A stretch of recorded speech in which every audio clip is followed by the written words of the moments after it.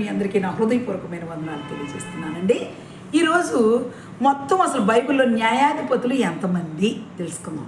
ఎంతమంది న్యాయాధిపతులు అనేది మీకు పేర్లు లైన్గా చెప్తాను, జాగ్రత్తగా గుర్తుపెట్టుకొని వీటిలారా. మొత్తం న్యాయాధిపతులు పరిపాలించింది దగ్గర 15 మంది పరిపాలించారండి. ఆ 15 మంది పేర్లు ఒక్కొక్కటిగా నేను చెప్తూ ఉంటాను, మీరు రాసుకోగలిగిన వాళ్ళు రాసుకోండి. మొట్టమొదటిది మరి ఒత్నియేలు, రెండవ వాడు యెహూదు, 3 షమ్మ, 4వ వాడు దెబోరా, 5 గిద్యోను, 6 అబీమెలెకు, 7 తోల, 8 యాయేలు, 9 యోఫ్తా, 10 ఇబ్దాను, 11 ఏలోను, 12 అబ్దోను, 13 సంసోను, 14 ఏలి, 15 సమూయేలుతో ఆఖరు.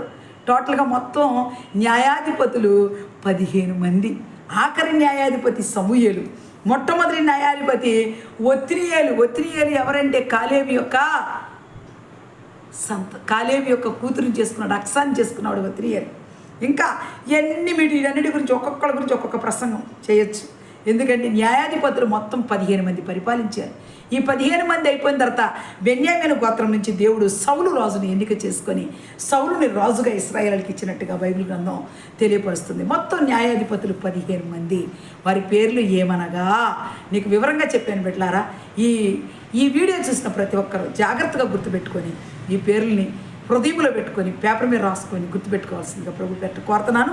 ఒక్కసారి రిపీట్ చేస్తున్న పేర్లు. మొట్టమొదటి వాడు ఒత్నియేలు, యెహూదు, షమ్మ, దెబోరా, గిద్యోను, అబీమెలెకు, తోల, యాయేలు, యోఫ్తా, ఇబ్బాను, ఏలోను, అబ్దోను, సంసోను, ఏలి, సమూయేలు. వీళ్ళు 15 మంది ఇశ్రాయేలునికి న్యాయాధిపతులుగా వ్యవహరించారు బిడ్డలారా.